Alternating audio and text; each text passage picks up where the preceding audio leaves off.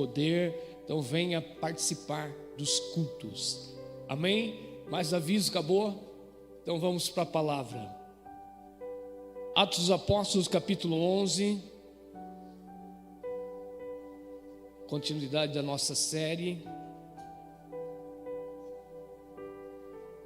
Atos capítulo 11, eu vou ler a partir do 19, eu vou dar a introdução do 1 ao 18, ao 18 mesmo, rapidamente, mas nós vamos ler a partir do 19, porque o assunto nosso específico será a partir do versículo 19.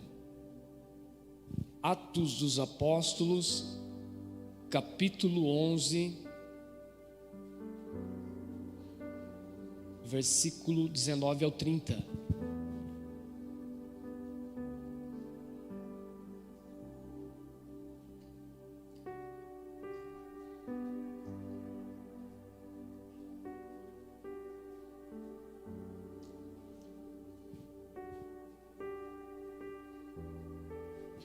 Todos encontraram? Atos dos Apóstolos, capítulo 11, a partir do versículo 19, a palavra do Senhor diz assim: Então, os que foram dispersos por causa da tribulação que sobreveio a Estevão, se espalharam até a Fenícia, Chipre e Antioquia, não anunciando a ninguém a palavra, senão somente aos judeus. Verso 20: Alguns deles, porém, que eram de Chipre e de Cirene e que foram até Antioquia, falavam também aos gregos, anunciando-lhes o evangelho do Senhor Jesus. A mão do Senhor estava com eles, e muitos, crendo, se converteram ao Senhor. A notícia a respeito deles chegou aos ouvidos da igreja que estava em Jerusalém, e enviaram Barnabé até Antioquia. Tendo eles chegado e vendo a graça de Deus, alegrou-se e exortava a todos a que, com firmeza de coração, permanecessem no Senhor, porque era homem bom, cheio do Espírito Santo e de fé, e muita gente se uniu ao Senhor. E partiu Barnabé para Tarso à procura de Saulo. Tendo-o encontrado, levou-o para Antioquia. E por todo um ano se reuniram naquela igreja e ensinaram numerosa multidão. Em Antioquia foram os discípulos pela primeira vez chamados cristãos. Verso 27: Naqueles dias desceram alguns profetas de Jerusalém para Antioquia, e apresentando-se um deles, chamado Ágabo, dava a entender pelo Espírito que estava para vir grande fome por todo o mundo, a qual sobreveio nos dias de Cláudio. Os discípulos, cada um conforme as suas posses, resolveram enviar socorro aos irmãos que moravam na Judéia, o que eles, com efeito, fizeram, enviando aos presbíteros por intermédio de Barnabé e de Saulo. Amém? Pai, em nome de Jesus, mais uma vez eu peço ao Senhor, pela tua infinita bondade e misericórdia, que o Senhor fale conosco de uma forma toda especial nessa noite, Pai. Tudo aquilo que vem impedir o teu trabalhar, o teu agir, eu repreendo agora no nome de Jesus e peço, Espírito Santo, fala conosco para que o teu nome seja glorificado e exaltado neste lugar. Assim eu te peço no nome de Jesus, e você pode dizer amém? Queridos, vamos meditar nessa palavra. Nós falamos a semana passada de Pedro levando o evangelho a Cornélio, e do capítulo 11, do versículo 1 até ao 18, nós vemos aqui a defesa de Pedro, porque ele é questionado em entrar na casa de gentios. Então eu expliquei isso na semana passada, creio eu que não preciso entrar nesses detalhes de tudo aquilo que nós ouvimos na semana passada a respeito dessa mensagem que Pedro levou. Mas eu quero focar nessa noite a este assunto a partir do verso 19, vou dar a introdução rápida antes disso, mas colocando um assunto aqui para nós pensarmos juntos nessa noite como igreja. Quero falar nessa noite de um tema O evangelho pregado até os confins da terra pelos evangelistas desconhecidos e anônimos. Amém? Porque foram evangelistas que não eram reconhecidos, eram desconhecidos, anônimos, mas que foram pregar o evangelho e pregar a palavra. A igreja nesses dias precisa de evangelistas anônimos, precisa de pessoas desconhecidas que se levantem para pregar o evangelho. Sobre isso que eu vou focar aqui nessa noite. Mas antes disso eu vou introduzir a respeito de Pedro, de alguns assuntos do ministério dele, do chamado, o qual ele recebeu uma incumbência do próprio Jesus Cristo. Jesus, ele em Atos 1:8, ele liberou uma palavra dizendo que eles seriam testemunhas de Jesus, tanto em Jerusalém, Judeia, Samaria e até os confins da terra. E isso aconteceria quando eles recebessem o poder, ou recebessem o Espírito Santo na vida deles, que dariam a essa igreja o poder de levar essa palavra. Eles recebem a mensagem, mas não conseguem codificar corretamente esta mensagem, porque de imediato a igreja ela permanece em Jerusalém, permanece pregando em Jerusalém, permanece pregando para um grupo de judeus, permanece pregando e entendendo na visão da igreja que foi iniciada em Atos capítulo 2, a mensagem deveria ser levada somente aos judeus, ou uma igreja formada somente por judeus e por pessoas religiosas. Então, mesmo Jesus ele liberando esta palavra, de imediato, eles não conseguem codificar tudo aquilo que eles precisavam fazer. Então, em cada situação, em cada momento que a igreja primitiva ela vai fluindo, ela passa a entender através do Espírito Santo aquilo que eles deveriam fazer, a ordem que Jesus tinha dado a eles. Então quem começa a dar essas direções à igreja, aos lugares que eles necessitavam ir, é o Espírito Santo. Amém? Então às vezes Deus fala conosco e nós não conseguimos entender de imediato. Muitas vezes Deus dá uma palavra a nós, uma direção, e nós começamos a fazer as coisas e parece que elas estão certas, que estão fluindo, que está acontecendo e que nós estamos obedecendo a Deus. E com o tempo da nossa caminhada, com as nossas experiências e comunhão com o Espírito Santo, e muitas vezes Deus nos apertando, nós passamos a entender o propósito total de Deus na nossa vida. E isso aconteceu com a igreja primitiva. Elas passaram por processos, por momentos que a igreja foi crescendo em maturidade espiritual, crescendo também em números de pessoas, os milagres acontecendo, mas muitas vezes a igreja paralisada e acomodada em um lugar. Então Deus precisou apertar um pouquinho para que eles se acordassem e saísse do comodismo e também entendesse que o evangelho pregado não é somente para um grupinho de pessoas, ou por um grupo de pessoas que são religiosos.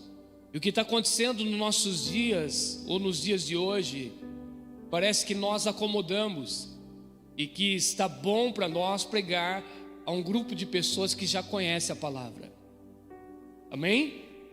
Isso aconteceu, porque eles estavam pregando para quem? Judeus. Quando veio a perseguição, a igreja então ela sai um pouquinho de Jerusalém, mas chega a Samaria, em Atos capítulo 8, amém? Em Atos capítulo 8 o evangelho é pregado e muitas pessoas entendem e entregam a vida a Jesus, também são batizados nas águas em primeiro lugar, e depois batizada com o Espírito Santo, através de Pedro e João que vai ali. Quem são os samaritanos? O povo mestiço também conhecia a palavra, ainda não era na totalidade os gentios. Quando Pedro tem a visão que nós falamos na semana passada, ele vai até Cornélio, entenda bem essa conexão. Pedro ele vai até Cornélio, mas ele não vai pela sua vontade, primeiro pela vontade de Deus, porque o Espírito Santo confirma isso no coração dele. Mas primeiro Deus falou com quem? Com Pedro ou com Cornélio? Primeiro falou com Cornélio. Quem era o Cornélio? O gentil. Quem recebeu a primeira direção de Deus? Foi o Pedro, o apóstolo da igreja, ou foi o Cornélio, um gentil? O Cornélio, o gentil. Então Deus desperta ele, e ele então pede para buscar Pedro, para trazer a eles a palavra de salvação. Então significa o quê? O que entendemos através disso? Que não foi uma decisão da igreja primitiva de levar a mensagem aos gentios. Foi uma decisão de um gentio mandando buscar o apóstolo Pedro para trazer a palavra de salvação a eles. Aí Pedro tem que se explicar. Do versículo 1 ao 18, ele tem que se explicar aos judeus religiosos, aos judeus da circuncisão, porque estava sendo formado dentro da igreja, a igreja estava crescendo, amém? Primeira mensagem de Pedro, quantas mil almas? Quase 3.000 almas. Em seguida, mais 5.000. A igreja foi crescendo, mas crescendo em um grupo fechado. E um grupo e uma igreja de uma tradição judaica, vamos dizer assim. Formado dentro de uma religião, dizendo a mensagem é para os judeus. Amém? Então a igreja começou a ser formada com essa mentalidade. E deixando o maior propósito de Jesus da igreja, que era de ir pregar fora da sua nação e alcançar o povo gentio. Então, dentro da visão da igreja que começou dentro de uma visão judaica, ou tentando criar uma igreja com uma tradição judaica.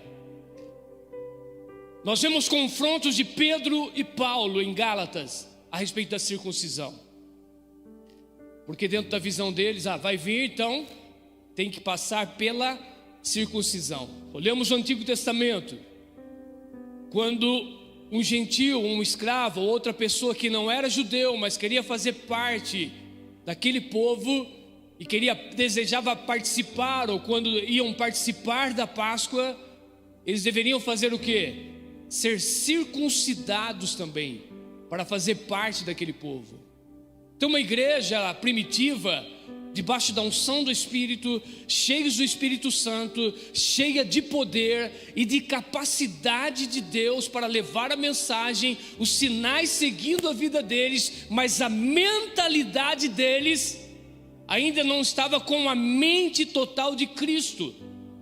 Não estava entendendo na totalidade o papel da igreja, o porquê a igreja foi formada e qual era o principal papel que Jesus deixou à igreja. Era uma igreja cheia de poder, mas era uma igreja que ainda não tinha entendido na totalidade os planos e os projetos de Deus. Amém? Minha pergunta a vocês essa noite: vocês têm entendido o plano e o projeto de Deus na totalidade, ou somente uma parte dele?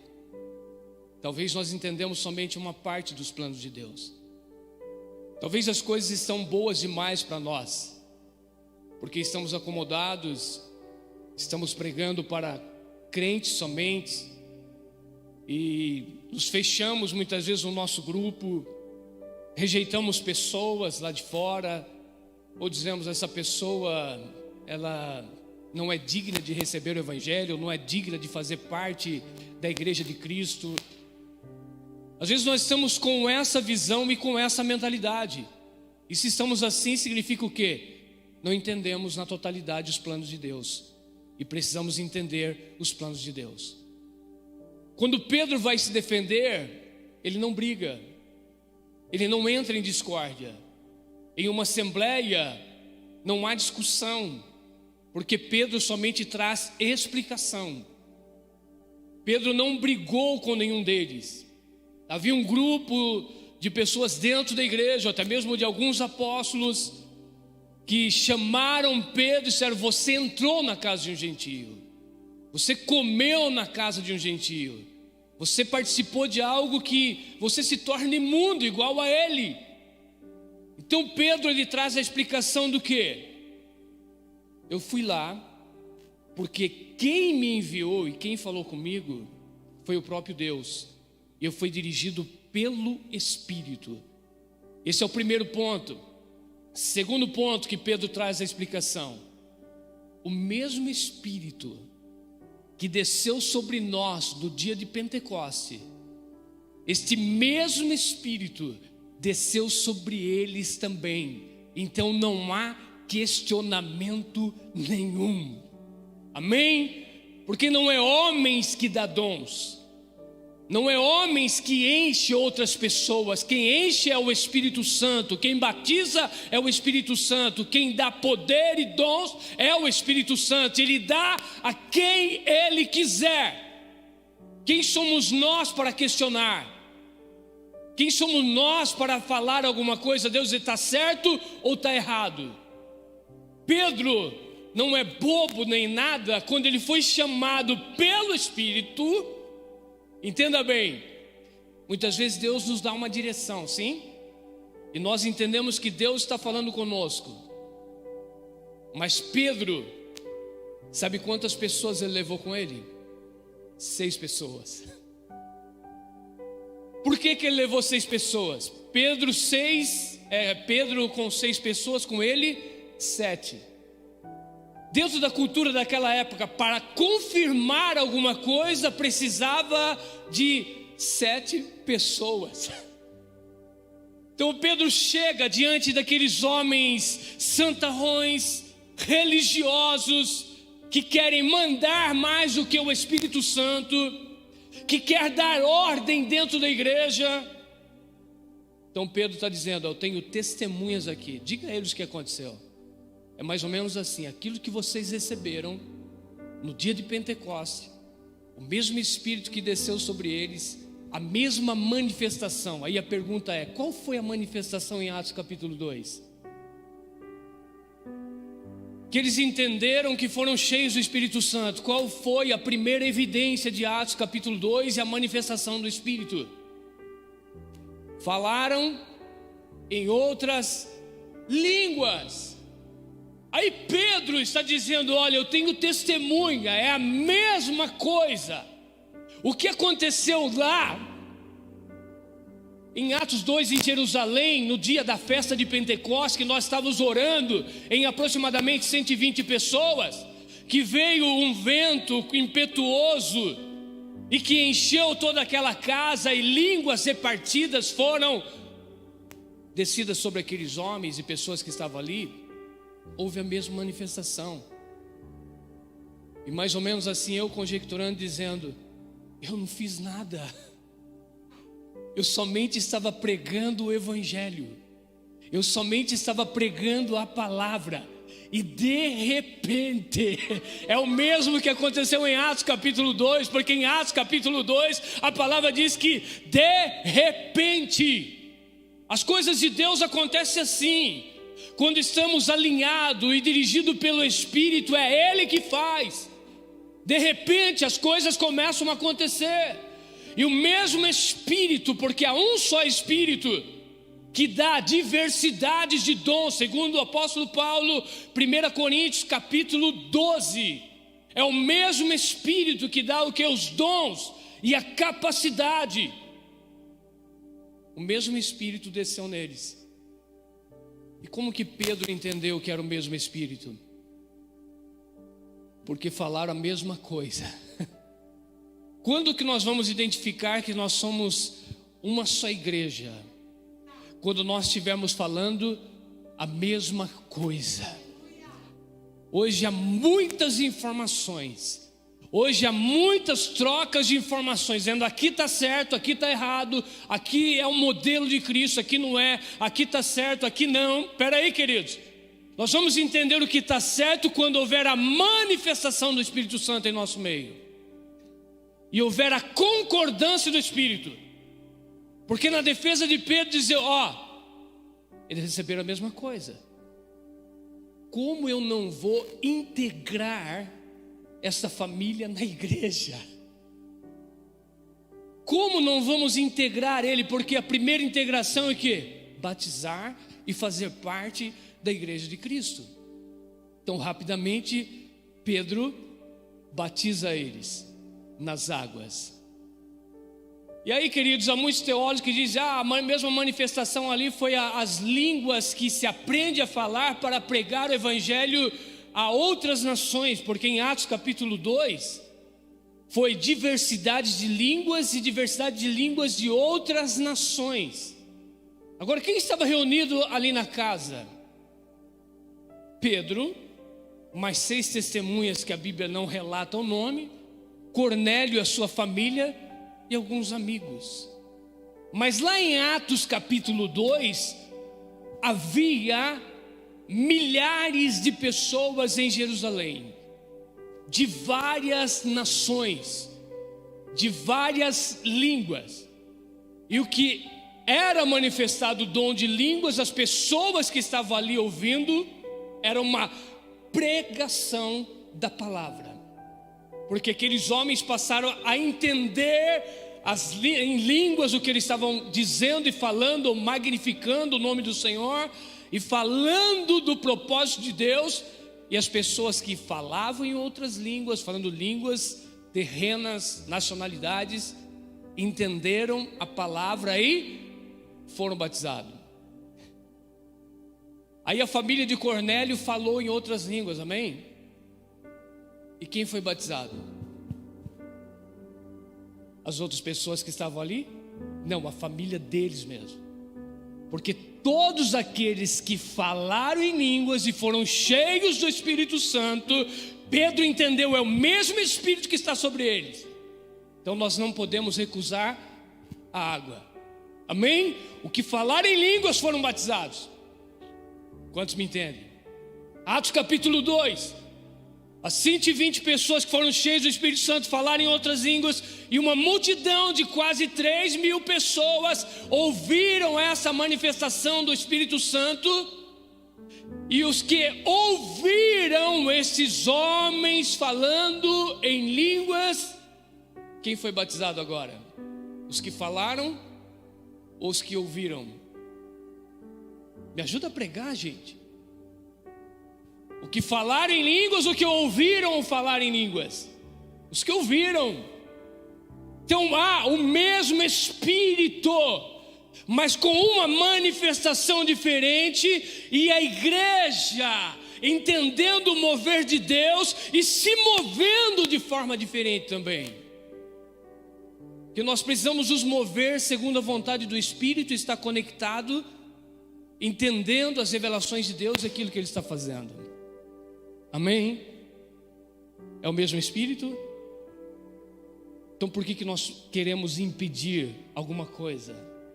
Quem somos nós para questionar? Quem somos nós para dar ordem a Deus? Ele é desse jeito. O modelo não é nosso, o modelo é de Deus. O modelo de Deus é totalmente diferente do nosso, queridos. Deus trabalha como Ele quer, da forma que Ele quer. Amém? Eu pulo aqui para o 19 e vou falar de pessoas anônimas. Dizer que você não precisa de uma credencial, que você não precisa ser reconhecido, que você não precisa ter um título para pregar o Evangelho. A igreja não cresce com os homens que têm títulos. A igreja não cresce por causa de um bom pastor que tem uma boa retórica, uma boa palavra. A igreja não cresce por causa desses homens intelectuais, ou uma boa teologia, um bom conhecimento bíblico.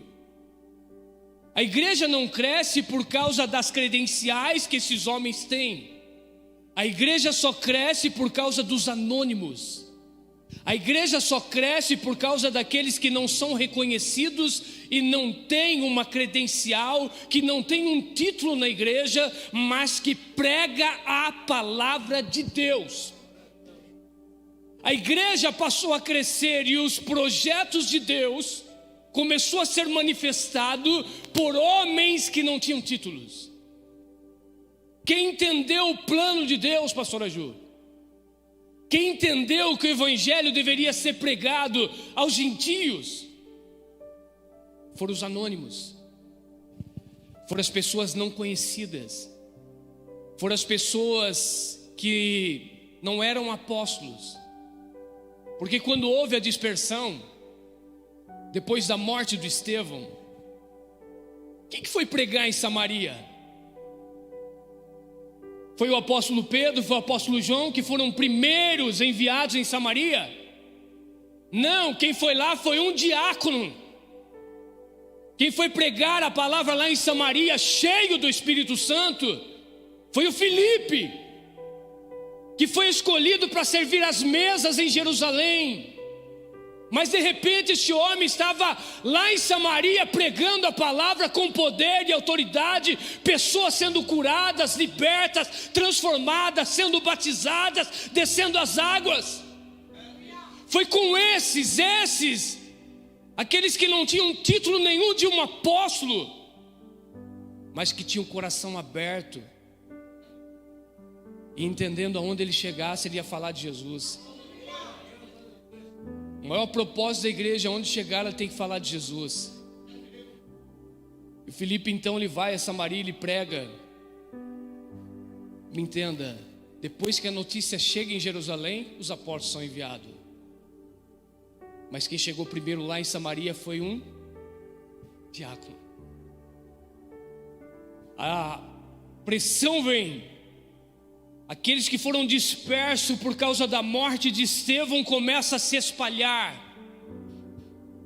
Essa palavra espalhar, dentro da visão teológica, é como semear, é como lançar sementes, é como pegar algo e começar a lançar essas sementes. É isso que começou a acontecer com a igreja. Ela só começou a crescer de verdade e cumprir o propósito de Deus quando ela começou a ser espalhadas para pregar o Evangelho de Cristo. Não adianta nós crescermos dentro do nosso grupo. Não adianta nós crescermos um grupinho que tem uma visão, diz a visão nossa é essa, vamos fechar esse grupo e tem que ser desse jeito. Não, queridos. A igreja não funciona dessa maneira. Quando tentaram fechar esse grupo, o que Deus fez? Vem a perseguição e vocês têm que se espalhar. O projeto não é com vocês. O projeto não é da forma que vocês pensam. É da forma de Deus. E a forma de Deus é totalmente diferente da nossa, amém, queridos? Cada um adora a Deus de um jeito? Sim, mas Deus tem um padrão, sim ou não? Deus tem um padrão e nós temos que entrar nesse padrão. Temos que entender como adorar o Senhor. Ah, minha adoração é essa, eu faço desse jeito. Eu tenho o meu jeito, mas Deus tem um jeito especial. Teve duas adorações em Gênesis capítulo 4, que fala de Abel e Caim, sim? Os dois adoraram a Deus. Abel, das primícias do seu rebanho, ele entregou a Deus. E Deus recebeu. Caim, com o fruto da terra, daquilo que ele plantava, ele também pegou, levou a Deus, fazendo uma conjectura, montou um altar de adoração, entregou a Deus. E a pergunta é: Deus recebeu? Aí nós falamos, não, cada um tem um jeito de adorar, cada um tem uma forma. Mas eu quero dizer que o altar de Deus é totalmente diferente do nosso altar. O altar que Deus quer não é um altar feito por mãos humanas, ou uma garga humana, um jeito que todo mundo tem que ser igualzinho, é desse jeito. O altar não era feito de tijolos, mas o altar era feito de pedras, que tinham que ser lapidada e encaixada. Todos nós temos forma diferente, mas no momento da adoração ela tem que subir, Deus tem que receber. Então não é uma forma que o homem cria. Nos dias de hoje nós temos uma forma que os homens têm criado. e tem tentado formar pessoas dessa maneira, todos iguais. Se for assim, não dá certo. Nenhum de nós somos iguais, nenhum de nós somos formados iguais ou nascemos todos iguais. Temos forma diferente. O nosso DNA, cada um de nós somos diferente. Mas quando nos juntamos, quando nos alinhamos com a vontade de Deus, nos tornamos uma só igreja. Amém? É isso que nós devemos entender. E volto aqui à palavra. Esses homens começaram a ser espalhados, levando a palavra de Deus como semente. Chegaram a Fenícia, Chipre, Antioquia. O que chama atenção aqui primeiro? Eles também vão com uma visão. Me entenda. Eles vão com uma visão. Mas quando eles chegam em determinado lugar, Deus muda a visão. Pegou? Eu vou repetir para você, porque todos nós às vezes somos bitolados, tem que ser assim. É desse jeito, mas quando nós começamos a caminhar debaixo do propósito de Deus e chegamos no lugar específico que Deus nos quer, a nossa visão é mudada. Esses homens chegaram a esses lugares, a Bíblia está relatando, esses evangelistas anônimos, eles iam pregando, se espalharam para Fenícia, Chipre, Antioquia, não anunciando a ninguém a palavra, senão somente aos judeus. Por quê? Porque eles foram incluídos dentro de uma igreja que tinha essa visão.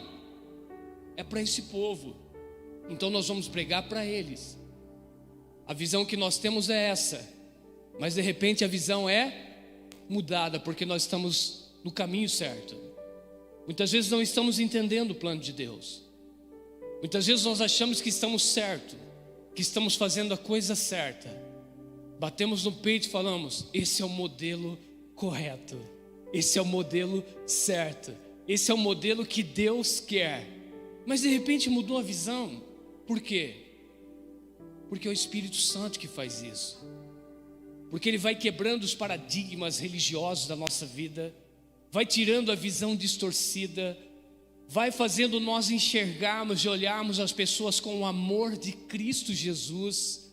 Então nós começamos a entender que aquilo que nós começamos a fazer parecia ser certo, mas estava errado. Amém? Então esses homens levaram a palavra e de repente eles estavam pregando e começaram a falar agora para pregar o evangelho para os gregos, que falavam também aos gregos. Não eram helenistas, que é aquele povo judeu com a mistura de grego que falava a língua grega, mas eram gregos natos, ou verdadeiros gregos.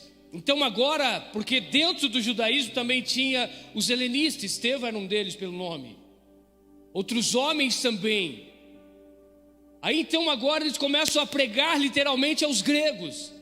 Então começa a cumprir o plano de Deus. Por quê? Porque eles saem de Jerusalém e vão chegar até os confins da terra, pregando a palavra aos gentios, aos não crentes, vamos dizer, nos dias de hoje. Porque muitos gostam de pregar para crente, não é? Quando vê uma pessoa, quer levar para a sua igreja porque é crente. Não, queridos. Nós precisamos levar a palavra aos não crentes. O crescimento começa a ser manifestado dentro da igreja quando os não crentes aceitam a Jesus e começam a fazer parte da igreja. Então nós podemos dizer que está tendo crescimento da igreja. A igreja ela só cresce quando as pessoas lá de fora, elas passam então a reconhecer Jesus como Senhor da vida deles. Esses homens enviados a esses lugares anunciando a palavra, eles tinham algo que era sobrenatural na vida deles. Sabe o que eles faziam? anunciava a palavra. O que é anunciar a palavra? É levar as boas notícias, é levar as boas obras. A mensagem agora muda. Amém? Me entenda, a mensagem muda. Com o tempo as coisas vão mudando dentro de nós, porque o Espírito ele vai nos levando em uma outra dimensão, um outro entendimento. E nós mudamos a nossa forma de pregar ou de se movimentar. Isso também aconteceu. Amém? Há tempos que você ia para o monte, vocês iam falar, o pastor era, quando ele era, como que falaram? Como que é a palavra? Me fugiu da memória. Que eu ia muito para o monte, né? Agora não lembro a palavra correta, mas é mais ou menos assim, quando ele era fervoroso, ele ia para o monte. Queridos, eu estou passando um tempo na minha vida de um particular com Deus, de eu e Deus, de quebrantamento, onde Deus ele trabalha, se move conosco de maneira diferente. Às vezes nós postamos, estou no monte, foto, rede social, para dizer, sou de oração, subo ao monte, faço campanhas, estou orando por você. Então nós queremos mostrar, e muitas vezes nós estamos fazendo a coisa certa, mas a motivação do nosso coração é querer mostrar a algumas pessoas que estamos fazendo alguma coisa. Mas quando estamos no nosso pessoal, no nosso particular com Deus, ninguém está sabendo o que está acontecendo dentro de nós. Então há tempos que há movimentos diferentes, que Deus ele se manifesta em nossa vida com um mover diferente, mas é o mesmo Espírito. Antigamente pregava duro, mandei até a pessoa embora da igreja já. Mas eu estava com um problema interior, eu estava revoltado com as pessoas. E às vezes achamos, não, esse pregador prega duro. Já mandei, já falei, e pessoas foram embora da nossa comunidade. Mas eu estava com um problema dentro de mim. Então, às vezes você via minha esposa vir aqui adorar, chorar, achava que ela estava no espírito, não estava. Estava com um problema na alma. Amém? Às vezes você vê pessoas que vêm, adoram, mas qualquer coisa está chorando, como está no espírito, que unção, qualquer coisa chora, mas está com um problema lá dentro da sua alma. Então nós temos que codificar certas coisas que acontecem em nosso meio. Não é que nós mudamos, é o Espírito Santo que nos move a lugares diferentes, a entendimento diferente para o tempo que nós estamos vivendo. Amém? E esses homens então faziam o quê? Anunciava o Evangelho do Senhor. Só isso. Mais nada. Pregava o Evangelho do Senhor. Agora uma mensagem diferente, porque antes eles traziam um evangelho messiânico, porque eles pregavam a um grupo de judeus, e eles tinham que provar que Jesus era o Messias, porque era grupos diferentes, locais diferentes, e havia uma manifestação diferente. Eles tinham que tentar provar a todos os judeus, dizendo, ele é o Messias prometido. Agora, quando eles estão pregando aos gregos e aos gentios, eles não precisam falar do messianismo. Agora eles estão falando do senhorio de Cristo. Estão apresentando Jesus como o Senhor, como Deus, como único. E não precisa provar nada aquele grupo de pessoas a respeito do messianismo de Jesus Cristo. Você me entende? Então nós temos que aprender a se mover debaixo daquilo que o Espírito está testificando dentro de nós. Se é só para pregar, eu vou pregar, gente. Se é para chegar aqui e falar somente do amor de Cristo e não tiver nenhum movimento, às vezes nós vamos para casa frustrados, sabia? Puxa vida, parece que as coisas não fluiu hoje. A mensagem parece que não tocou em ninguém. Nós pregadores vamos para casa muitas vezes frustrados. Porque nós queremos fazer movimento, mas não é nós que fazemos movimento, quem faz é o Espírito Santo. Quando nós aprendemos isso, então a nossa preocupação é: Senhor, o Senhor me deu essa palavra, então eu vou pregar a palavra. E é um tempo que Deus está trabalhando nessa comunidade, nas nossas vidas, de dentro para fora. Ele tem tratado a nossa vida por dentro. Ele tem tratado o nosso caráter. Tem formado em nós o caráter de Cristo, o amor verdadeiro de Cristo, aquilo que nós precisamos ser como igreja. Porque o bom culto é o culto que tem movimento. O bom culto é o culto que há uma grande manifestação de poder.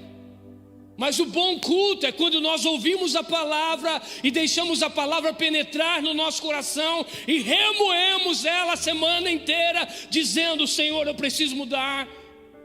Essa palavra falou comigo e não com meu irmão, é comigo o negócio. Porque é uma mania de pessoas ir à igreja e transferir a palavra. Não, a palavra é para você, irmão. A palavra é para você, irmã, que está aqui. É com você que Deus quer tratar. Puxa, fulano tinha que estar no culto hoje, hein, porque Deus falou. Pode saber que é cajadada. Pode saber que é alinhamento total. Mas se é uma palavra de bênção, eu fui buscar a palavra e Deus falou comigo. Mas você criou a sua exegese em cima daquela palavra. Muita gente é assim: eu vou buscar a palavra. E eu fui buscar a palavra e Deus falou comigo. Eu não estou preocupado, querido. Estou preocupado com aquilo que Deus está falando conosco. Não estou preocupado, veio gente aqui hoje e falou: se Deus não falar comigo, nunca mais eu volto na igreja. Para! Desculpa. Às vezes nós usamos jargão de pregador para tentar alcançar alguma pessoa e dizer: Deus vai falar com você. Deus fala todos os dias, é você que não está entendendo. Nós tentamos usar jargão para prender a vida das pessoas ao nosso lado, e nós não podemos fazer isso. Nós temos que usar a palavra para que essas pessoas entendam a palavra e entreguem a vida delas a Jesus Cristo. Amém? Então tudo isso começa a acontecer porque eles anunciavam a palavra do Senhor. E eles anunciando a palavra do Senhor, o que acontecia? A mão, não dos homens, mas a mão de Deus, a mão do Senhor, estava com eles. Então qual é a função da igreja? Qual é a função do ide do Senhor? O que Jesus falou? Ide por todo mundo e pregai o que significa evangelho?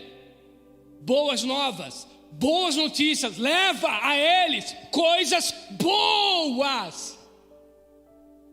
Quem flui no profético é outra coisa, mas os evangelistas sempre vão levar a boa notícia. Amém? Porque nós vamos falar do Ágabo aqui. O Ágabo chegou e não trouxe uma boa notícia, porque fluía no profético. A igreja flui, nós temos que entender como a igreja está fluindo e respeitar o ministério que Deus dá a cada um. Mas quando falamos do ministério evangelístico, do ide do Senhor, é a evangelização, que todos devem pregar e levar o evangelho, são boas notícias. Quais são as boas notícias? Jesus morreu, mas Ele ressuscitou. Ele está vivo. Ele vai vir buscar a igreja. Qual é a boa notícia? Ele já levou a sua enfermidade embora. Se você crê, você é curado. Qual é a boa notícia? Ele te liberta de todo mal.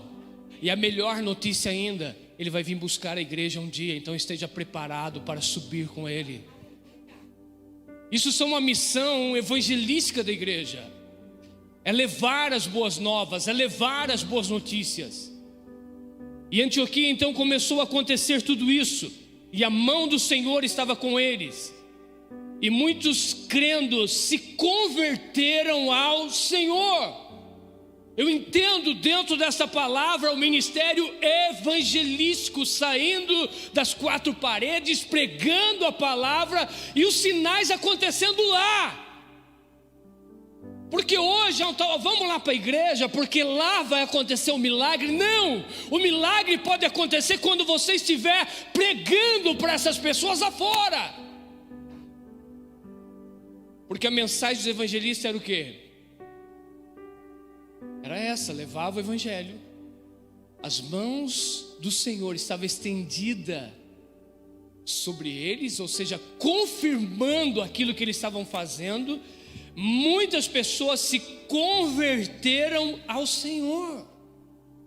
Pode fazer apelo lá fora, pode fazer o apelo na rua, mas sabe o pastor que tem a ganância no coração e quer que as pessoas estejam debaixo das suas asas, e que somente a oração dele que cura, e se não for a oração do pastor, porque ele quer glamour, é glamour ou glamour? Glamour, né? Falei certo. Quer ser visto dizendo, me traga as pessoas, fala para ir para a igreja, porque o milagre vai acontecer, querido. O milagre vai acontecer quando você estiver pregando, em qualquer lugar, na rua, na casa, no seu trabalho. Está alguém enfermo, chama ali no cantinho, tá? Ore por ela. Às vezes você tem costume de ungir, unja ela. Não faz igual o César Sampaio, né? Que uma vez estava jogando no Japão, estava com problema de virilha, e saiu escondidinho com o amigo dele, e o amigo dobrou o joelho e foi ungir a virilha dele. Aí o japonês viu, o que está acontecendo aí? Já ouviram essa história? César Sampaio é evangélico, mas aconteceu isso, porque eles tinham fé dentro de um vestiário, antes do jogo, estava sentindo, então o outro abaixou e foi ungir e colocou a mão. Quem estava vendo? O japonês falou, puxa vida, não sabia que era dessa forma. Então em qualquer lugar você pode orar. Escandalizaram com a minha palavra, né? Se fosse o Cláudio Duarte, você estava rachando de dar risada. Mas como é o Walter, então você não gostou talvez da brincadeira que eu fiz. Na verdade, Cláudio Duarte apanha dando risada, né, Wesley? Então voltando à palavra, sem brincadeira agora, amém? Aonde você estiver e pregar o evangelho, a mão do Senhor vai estar te abençoando, curando pessoas, pessoas sendo libertas, pessoas sendo transformadas. Esqueça isso. Culto de quinta, convide para vir para o culto adorar.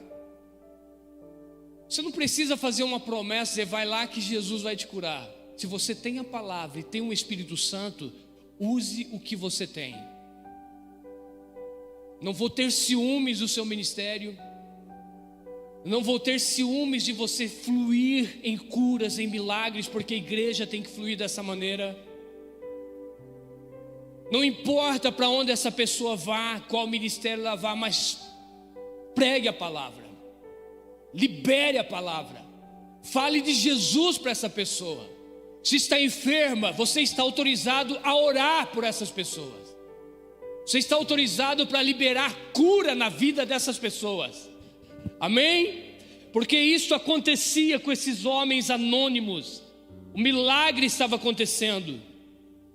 Aí no verso 22, a Bíblia diz: a notícia a respeito deles chegou aos ouvidos da igreja que estava em Jerusalém. Quando que chegou em Jerusalém? Depois que os milagres começaram a acontecer. Eles estavam pregando para gentios, os milagres estavam acontecendo, as coisas estavam acontecendo. Aí então, eles enviam a Antioquia, envia Barnabé para ir até lá. Quando Barnabé chega, foi a mesma coisa que aconteceu em Samaria, quando Filipe estava lá e a notícia chegou em Jerusalém. Pedro e João vai até lá e realmente vê que as pessoas, milagres estavam acontecendo naquele lugar. Eles oram por eles em posição de mão, e os milagres, o batismo com o Espírito Santo acontece. Aqui, o que aconteceu foi o seguinte: quando Barnabé chegou em Antioquia, o que viu neles? O que Barnabé viu nesses homens anônimos? Olha o que diz o versículo 23. Tendo ele chegado e vendo o quê? A graça de Deus. O que Barnabé viu neles? O chariz ou cariz no grego, que vem de carisma, viu uma manifestação do poder de Deus na vida desses homens. É a mesma palavra que veio sobre Estevão, que Estevão é um homem de fé, cheio do Espírito Santo, que a graça de Deus também estava na vida do Estevão, porque Estevão era carregado do poder da unção de Deus, e que ele tinha uma vida zoe, uma vida em Deus. É a mesma sensação que Barnabé ele tem. Quando ele chega e olha para esses homens, a palavra no grego é graça, e que é chariz ou cariz. Mais ou menos assim, esses homens estão carregados de uma unção poderosa do Espírito. Tudo aquilo que nós recebemos lá, eles também têm. O poder que age na vida deles é algo sobrenatural. O que eles estão fazendo aqui não é coisa comum. É algo sobrenatural, porque eles pregam e a mão de Deus está sobre eles, e Deus está então se manifestando, e a igreja então começou a crescer. Quando a igreja começa a crescer, nós precisamos do quê? De mais pessoas para trabalhar, fluir no ministério que cada um é chamado. Então, queridos, o que Deus chama a nossa atenção é que o Barnabé chega e se alegra, porque ele vê o mesmo Espírito agindo naquele lugar, e vê pessoas aceitando a Jesus. Barnabé era um homem preparado, ele foi enviado para Antioquia pela igreja de Jerusalém, porque Barnabé tinha capacidade. Ele foi enviado, Barnabé foi chamado de apóstolo algumas vezes, ele e Paulo. Mas quando ele chega em Antioquia, ele lembra de alguém. Quando ele vê todo aquele movimento, ele entende: esse cara vai dar certo aqui. O Barnabé poderia chegar ali e chamar todo o glamour para ele, dizer: poxa, uma igreja gigantesca, Antioquia, queridos. Você pensa que é uma favelinha, uma cidadezinha pequenina, que é uma quadra na vida, uma tatuí da vida? Não menosprezando, mas falando do número de pessoas. Uma cidade era a terceira maior cidade, comparando ali a Roma e outros lugares, que tinha porto, que tinha grandes, vamos dizer, empresas nos dias de hoje, grandes negócios aconteciam ali. Esses homens chegaram lá e começaram a revolucionar essa cidade. Uma cidade de aproximadamente 500 mil habitantes, quase 5 vezes a mais do que Tatuí. E quem estava pregando lá? Os evangelistas não conhecidos, os anônimos, que não tinham uma credencial, que fugiram, mas nunca fugiram do chamado, que se espalharam pela terra, mas nunca deixaram de cumprir o chamado de Jesus Cristo, e começaram então a pregar. E o que havia naquele lugar? Luxúria.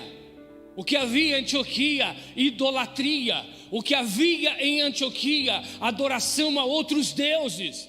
O que havia naquele lugar? Prostituição. Tudo que não prestava acontecia naquele lugar. E esses homens começaram a revolucionar, ganhar almas para Jesus. Então Barnabé é enviado. O Barnabé chega naquele lugar. Ele tinha capacidade para isso? Tinha. Por quê? O verso 24 diz: porque ele era homem bom, cheio do Espírito Santo e de fé, e muita gente se uniu ao Senhor. O Barnabé tinha total capacidade, as credenciais para estar ali e para permanecer e dar direções. Então ele entende: não, o Quem fez ele lembrar de um certo homem? Com certeza, o Espírito Santo, de uma pessoa que estava aproximadamente 9 anos esquecida. 9 anos lá em Tarso. 9 anos fazia, de 8 a 9 anos que ele tinha voltado para a sua cidade. Esquecido por muitos, esquecido pelos homens, esquecidos pela igreja de Jerusalém. Trocando em miudinhos, esquecido pela igreja mãe, que um dia desprezou o Saulo.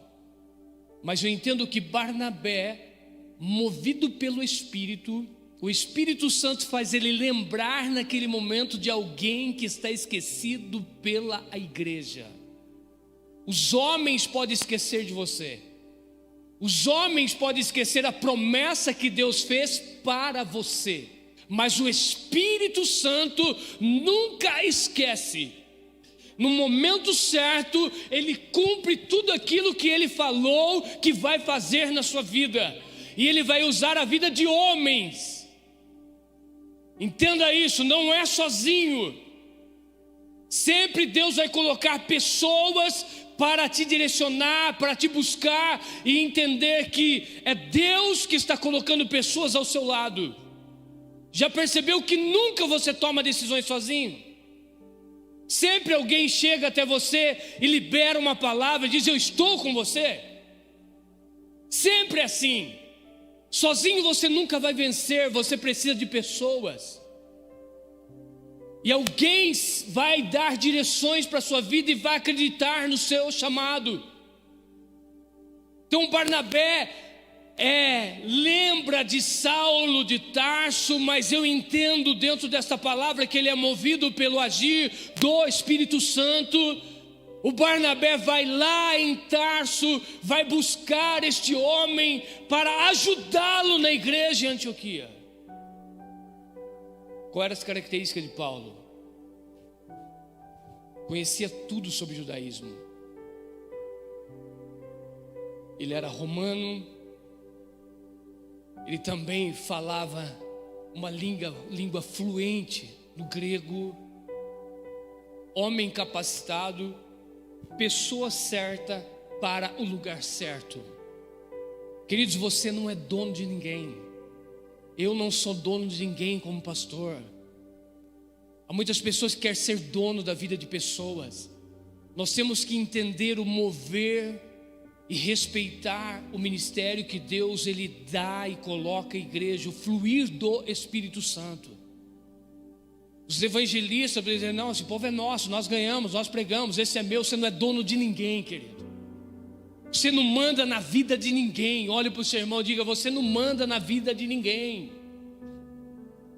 Nós até exercemos autoridade espiritual sobre alguém, mas não somos dono da vida de ninguém. Quem é dono é Deus. Nós somente orientamos. Às vezes as pessoas querem dizer: eu sou dono dessa pessoa, essa pessoa pertence a mim, ao meu ministério, é a igreja. Esse nasceu quadrado, vai ser quadrado, porque muitos são assim. Vai voltar aqui, querido, dê glória a Deus se a pessoa está servindo a Jesus. Se Deus está levando a outro tempo, a outro mover, a outro entendimento para os tempos de hoje, então Deus vai mover. Os evangelistas podem dizer: Paulo aqui, eu que ganhei, eu que orei, eu que cheguei aqui primeiro, esse povo é meu. Negativo. Não funciona dessa maneira, querido. Os evangelistas ganham. E qual é o papel dele? Ganhar mais. Qual é o papel do evangelista? Não pare, anuncie, vai, ganhe. Mas alguém tem que cuidar. Barnabé tem essa característica de homem bom, de um homem generoso, de um homem que sabe apaziguar momentos difíceis, cheio do Espírito Santo.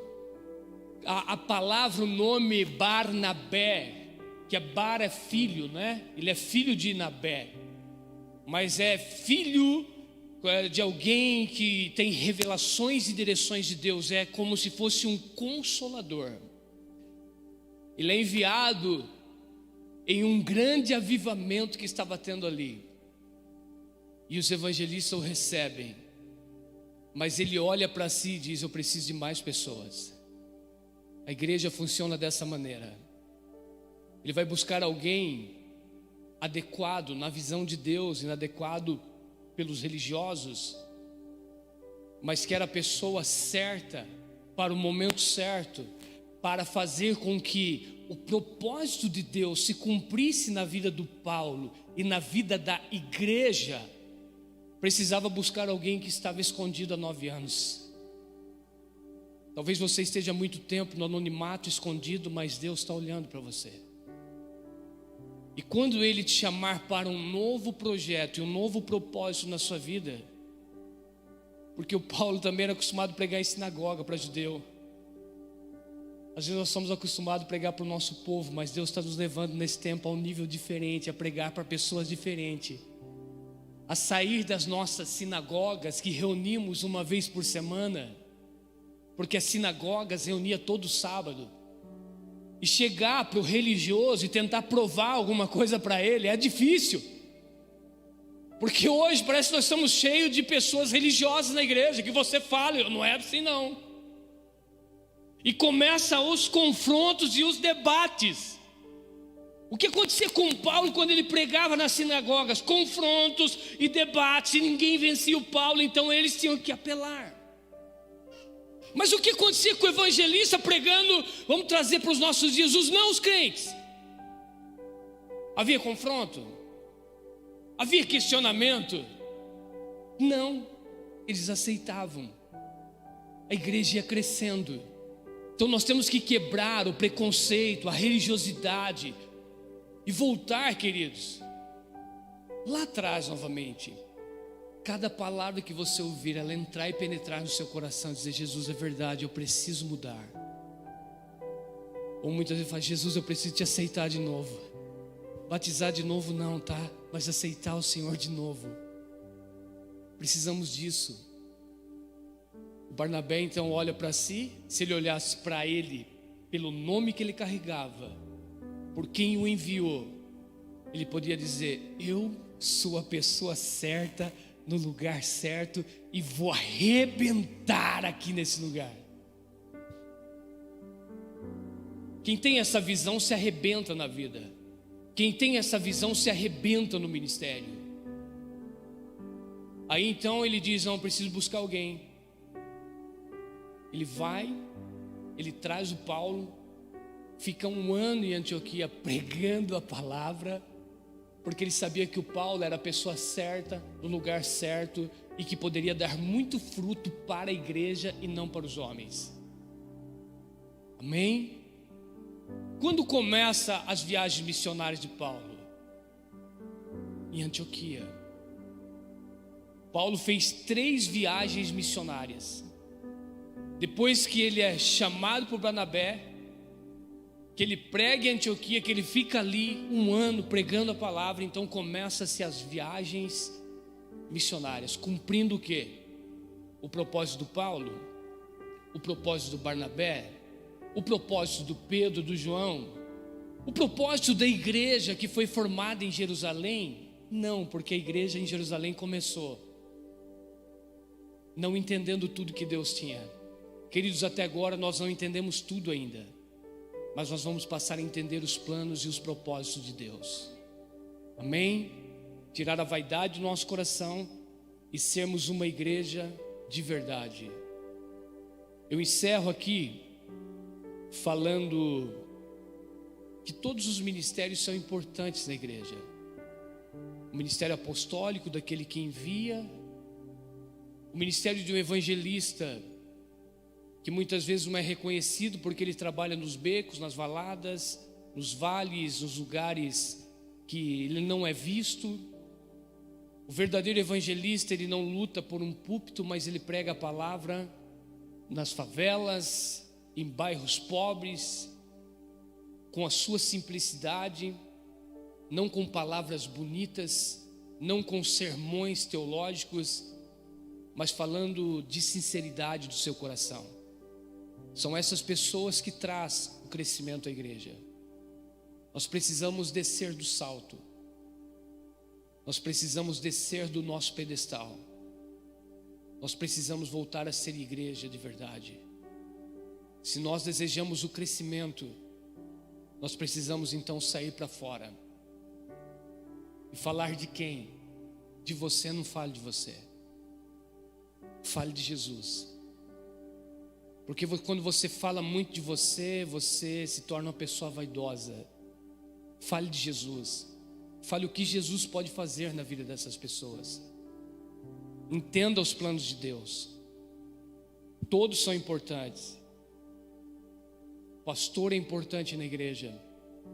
O evangelista é o papel que eu vejo que traz o crescimento à igreja, é quando a igreja está movida neste ministério evangelístico, de ganhar almas, de pregar a palavra. Todos são importantes. O ministério profético, eu encerro a minha ministração nessa noite, é importante na igreja. Nós temos que estar atento e entender a conexão de Deus conosco. Muitas vezes um evangelista não consegue ouvir a voz de Deus porque ele quer pregar, mas o profeta é aquele que se coloca na brecha. O profeta é aquele que tem a sua comunhão, o seu momento com Deus e a sua conexão com o céu. O mestre é aquele que busca o entendimento, o aprofundamento da palavra. Nós temos que respeitar todos os ministérios e entender que eles são importantes dentro da igreja. Mas quando o profeta falar, nós precisamos então nos posicionar.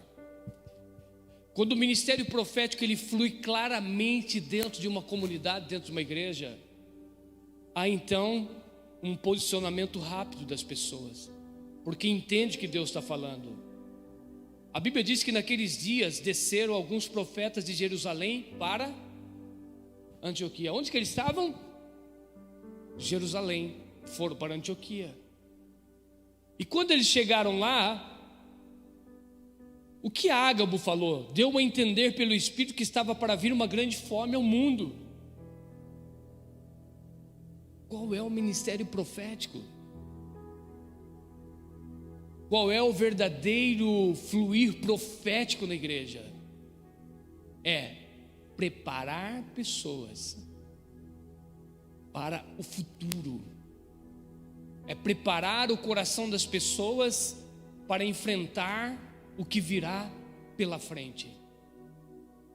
Às vezes o ministério profético verdadeiro não é reconhecido no dia de hoje, porque é um ministério de alinhamento. Não é um ministério de eis que te digo assim. Não é um ministério que Deus vai te dar o melhor. Deus vai te dar o melhor quando você estiver alinhado com a palavra. Uma igreja madura, que tem uma maturidade espiritual, ela não necessita de uma profecia para mantê-la na igreja e mantê-la firme no Senhor, porque ela acredita, se ela estiver enquadrada com o plano e o propósito de Deus, ela vai prosperar. Não há necessidade de uma profecia para um namoro, não há uma necessidade de uma profecia para o casamento, porque aqueles que estão conectados com Deus vão ter o discernimento do Espírito, vão se posicionar e vão andar debaixo da bênção de Deus. Uma igreja imatura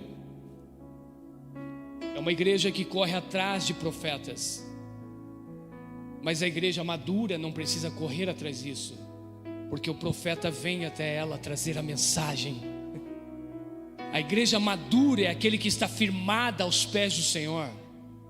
A igreja madura em Antioquia, que foi formada por evangelistas anônimos, depois foi enviado o Barnabé, um homem cheio do Espírito Santo, de fé, comparação com o Espírito Santo, um consolador, um homem que sabia administrar tudo, um homem fiel que vendeu a propriedade e depositou tudo aos pés dos apóstolos. Ele foi buscar Paulo, que se tornou um grande missionário, que fez 3 viagens missionárias, que abriu tantas e tantas igrejas naquela época, que formou pessoas. Mas no momento que a igreja precisava ouvir a voz de Deus, o profeta foi até ela. Ela não precisou correr atrás do profeta. Uma igreja madura, ela recebe tudo aquilo que Deus tem para ela e ela se posiciona para enfrentar o futuro. Amém? Deus vai te dar, Deus vai te dar, Deus vai te dar, se você se posicionar. Deus vai abençoar a sua vida. Às vezes Deus fala isso e você está no caminho certo, aí vem um pum, vem o tsunami, mas você está mergulhado lá embaixo. Ele vem, ele passa, ele destrói algumas coisas ao nosso redor, Wesley e Francine. Algumas coisas são prejudicadas, mas nós estamos mergulhados no Senhor.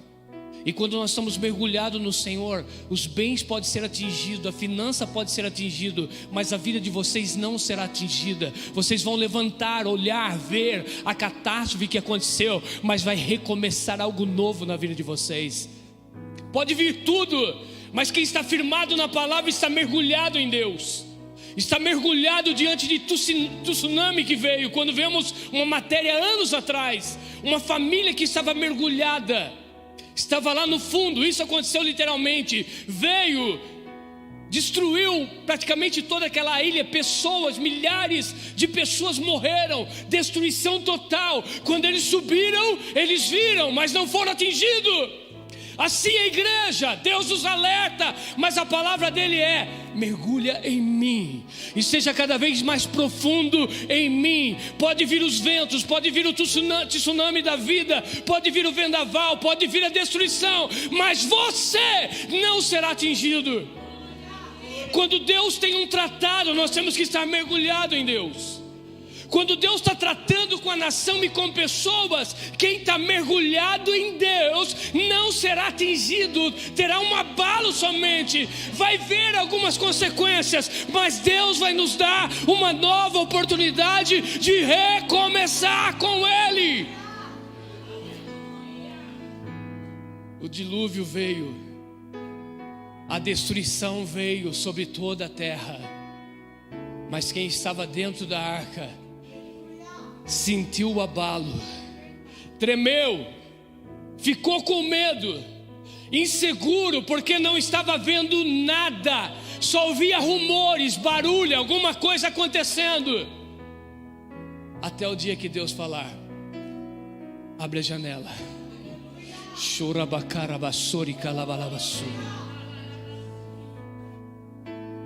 O ministério profético é isso, é o mover de Deus, é o alerta de Deus. Fique aqui por um tempo, eu vou destruir, mas vocês não serão atingidos. A voz profética é isso. Quando Deus levanta Moisés, é como Moisés é a voz de Deus e o Arão é a voz profética. Deus começou a tratar com o Egito. O Egito começou a ser destruído. Eles viram, sentiram o primeiro abalo, sentiram as primeiras pragas que vieram, como nós sentimos aqui nesse Covid-19. Perdemos pessoas que amamos, fomos atingidos. Assim também foi no Egito. Primeira praga, sentiram. Segunda praga, também sentiram. Em ordem cronológica, não sei se é a terceira ou a partir da quarta praga, o Egito estava sendo atacado, mas lá em Gósen, onde estava o povo de Deus, onde havia um povo que estava debaixo da promessa de Deus, eles não eram atingidos. O Egito era atingido, mas eles não. Acredite no livramento de Deus. Mergulhado em profundidade, você pode subir e se deparar com as situações difíceis, mas você tem a oportunidade de recomeçar e de implantar coisas novas, aquilo que Deus quer. Enquanto a janela não abrir, temos medo. Deus falou que nós estaríamos seguros, sim, mas você está com medo por quê? Guerras, rumores de guerras, Rússia, Ucrânia, visões escatológicas várias, dizendo é agora ou não é, não me importa. Eu estou debaixo de uma palavra que Jesus disse. Ele não explicou, ele somente disse: ficai em Jerusalém até que do alto receba a promessa. Quando Jesus ele sobe e diz: eu vou voltar, os discípulos perguntam: esse será o tempo que será restaurado a nação? Esse será o tempo que será implantado o reino de Deus? Jesus disse o quê? Eu não sei, mas ele sabia. Os anjos não sabem, somente o meu Pai sabe. Então Jesus está dizendo assim: descansa o seu coração. As mensagens proféticas estão chegando, mas descansa o seu coração. As mensagens proféticas estão vindo. Se alinha, igreja. Virá fome, é bíblico. Virá guerras. Deus falou, por que você está com medo? Pai se levantará contra filho, filho contra pai. Terremotos, maremotos, tsunami, as estrelas dos céus cairão. A pergunta é: por que você está com medo daquilo que Deus já te alertou e falou? Quando Ágabo encerra a mensagem, passei do horário. Quando Ágabo traz a mensagem, antes dela acontecer, houve um posicionamento da igreja em Antioquia. Dá para você entender isso? Quando Deus fala conosco através do ministério profético, usando os verdadeiros profetas, a primeira coisa que nós temos que fazer é o quê? Se posicionar para enfrentar e não recuar. Eu vejo muitos crentes dizendo: estou com medo do amanhã, o que vai ser? Vou fechar a empresa, vou ficar desempregado. Não, querido, você não vai. Se posiciona. Quando Deus falou com o faraó, primeiro falou com quem? Com o ímpio. Dá para você entender algumas coisas. Dá para você discernir como Deus trabalha. Deus não falou com José primeiro. Deus falou com o faraó. Deu sonho para o faraó primeiro, não deu sonho para José. Quantas vezes o faraó sonhou? 2 vezes. O ímpio tendo visão, mas não entendendo. Quem que vai entender a visão? Os crentes. É você. E quem tem que fazer o ímpio se posicionar? Você também. Porque o governo está nas nossas mãos. Porque o José diz: interpreta tudo. E aí o ímpio olha e fala: é você. Tem que reconhecer. O mundo tem que reconhecer que você é diferente, mesmo que a visão não venha de você, mesmo que você não recebeu a visão, mas é você que vai administrar do seu jeito. Uou! Você entende isso, querido? Você entende quem você é em Deus e o que você pode fazer? Outra pergunta para deixar você mais ativado nessa noite. Pastor, a hora. Posso falar ou não? Uma visão escatológica para os finais dos tempos. Quem sonhou primeiro? Daniel ou Nabucodonosor?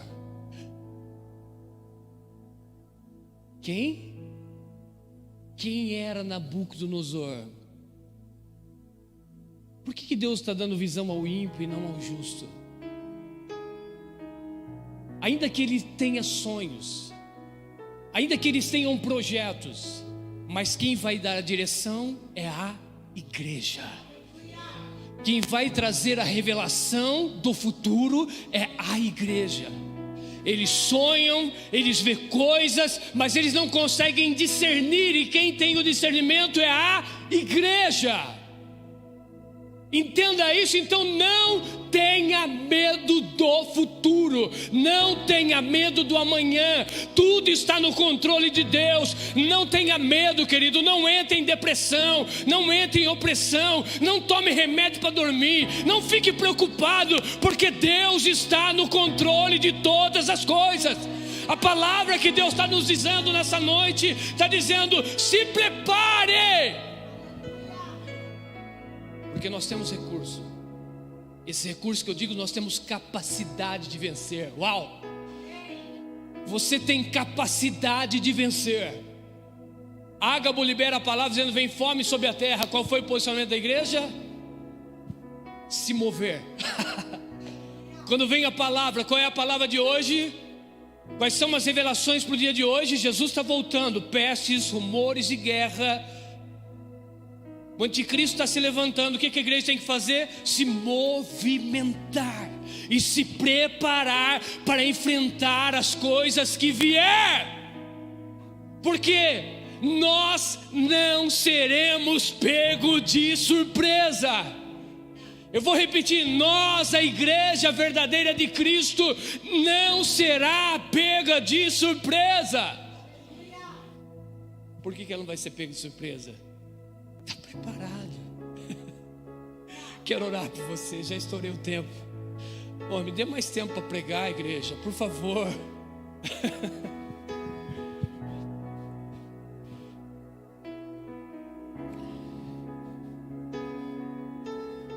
Eu encerro dizendo assim: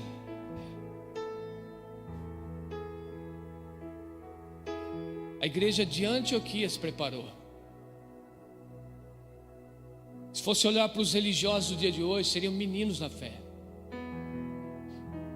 estariam começando. Mas sabe, os meninos que estão começando, tudo que ele ouve de Deus, ele quer. Sabe aqueles meninos que estão coração aberto, desejando, fervendo por dentro, tudo que Deus fala, ele quer. Ele se prepara. E o Ágabo diz: haverá fome por todo mundo. E antes da fome chegar,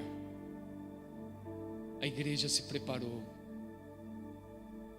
Os irmãos de Antioquia tomaram os recursos, se juntaram, enviaram para a Judéia,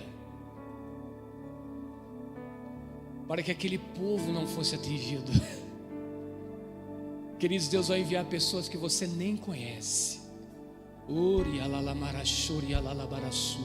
Talvez isso seja uma palavra de conhecimento que Deus está me dando aqui. E se ela faz sentido para a sua vida, tome posse dela. Por que está com medo do futuro?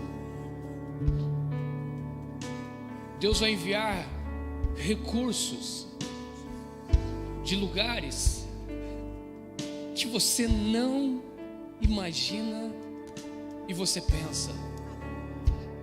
Pode ser de outra igreja, pode ser de outra cidade, pode ser o ímpio. Você nunca será abandonado por Deus, porque em todas as crises e dificuldades, quando a igreja se move debaixo de uma palavra profética, ela supera todas as dificuldades, ela passa por ela e ela não é atingida pelas dificuldades. A igreja de Cristo permanece em meio à fome, em meio a lutas, em meio a guerras. A igreja de Cristo permanece em meio às pestes, em meio às dificuldades. Você não vai ser atingido, querido. Espírito Santo toca nesses corações, traz a verdade nessa noite, nesses corações, tira todo o medo e a insegurança. A palavra de Deus essa noite é: não recue, não recue. Enquanto vem as palavras no mundo, enquanto vem o alinhamento de Deus, enquanto nós estamos debaixo de uma palavra profética, Deus está dizendo: não é tempo de recuar. Continue avançando, continue acreditando, continue investindo, continue estudando, acreditando em tudo aquilo que Deus falou para você. Se o inimigo vem com uma palavra de derrota, Deus está dizendo: avance. Se é uma liberação profética que Deus está dizendo para um alinhamento da igreja, é tempo da igreja se mover. Aleluia. Na batalha permaneceremos em fé. Se exércitos se erguerem contra nós, não seremos abalados, não seremos abalados, não seremos abalados.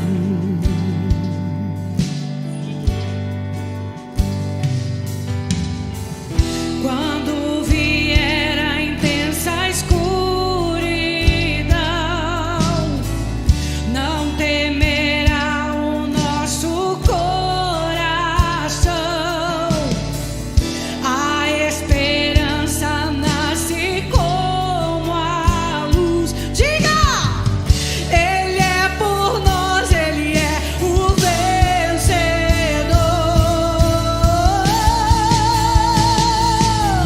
Confiando em nosso Deus e em seu eterno amor, não seremos abalados, não seremos abalados, não seremos abalados.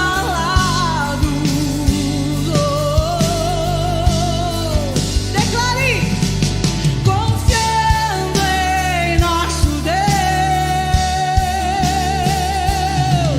e em seu eterno amor. Segura aí, Não pastora. seremos.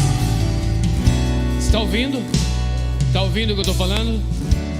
Tu ouves que hablas? Tá difícil, não tá? Tá? O Senhor está dizendo para você permanecer, para você não recuar.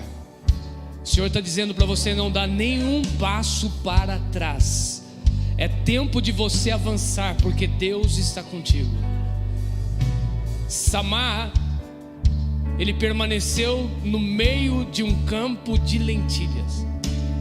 Ele não saiu daquele lugar enquanto outros se demandaram, enquanto outros fugiram, porque não valorizava aquele campo de lentilha. Permaneça naquele lugar, não recue. Que esta unção de Samar venha sobre você, uma unção de força e de coragem, porque aquilo que Deus, Ele começa, Ele termina. Ainda que os inimigos estão soprando, dizendo não vale a pena, Deus está dizendo vale a pena sim. Não é tempo de recuar. Essa é a palavra do Senhor para a sua vida. Adore, vamos encerrar. Levante a sua mão e adore. Inimigos cairão, o nosso Deus é mais forte. Diga! Tudo Ele pode. Mais alto nome não há. Jesus é grandioso. Tudo Ele pode. Seus inimigos cairão. O nosso Deus é mais forte. Tudo Ele pode. Mais alto nome não há. Jesus é grandioso. Tudo Ele pode. Seus inimigos cairão. Decrete hoje. Acredite O nisso. nosso Deus é mais forte. Tudo Ele pode. Mais alto nome não há. Jesus é grandioso. Tudo Ele pode. Confiando em nosso Deus. Declare: e em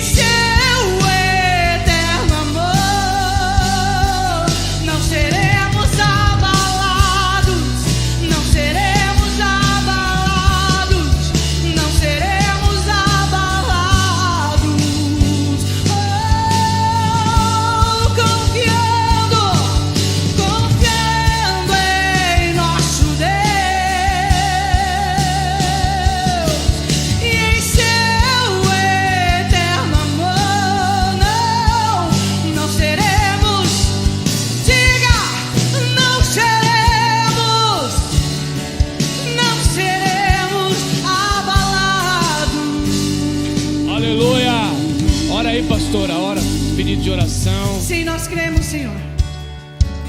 Aleluia. Ah, Senhor, o que é abalável será abalado, mas o que é eterno não se abala. E nós somos eternos porque nós pertencemos ao Senhor, porque nós cremos na Tua verdade, nós confiamos na Tua palavra. Tudo que vem da Tua boca, Senhor, é perfeito, é poderoso, e nós cremos, Senhor. Por isso nós estamos declarando nessa noite que não sairemos do lugar, que não recuaremos, que não estaremos na defensiva, mas estaremos indo para o ataque, Senhor, para diante, nos posicionando, porque aquilo que o Senhor fala, Tu és fiel para cumprir com a Tua palavra. Então nessa noite, Senhor, nós recebemos esta palavra de encorajamento, de alinhamento, Senhor, de visão para nossos dias, Pai, para permanecermos de pé, olhando para Cristo Jesus, o autor e consumador da nossa fé. Nesta noite nós recebemos a Tua palavra, nos alimentamos dessa verdade, nutrimos a nossa alma com aquilo que vem do Senhor, que nos fortalece, como diz a Tua palavra. É ela que nos enriquece, é a Tua verdade, Senhor, que nos sustenta.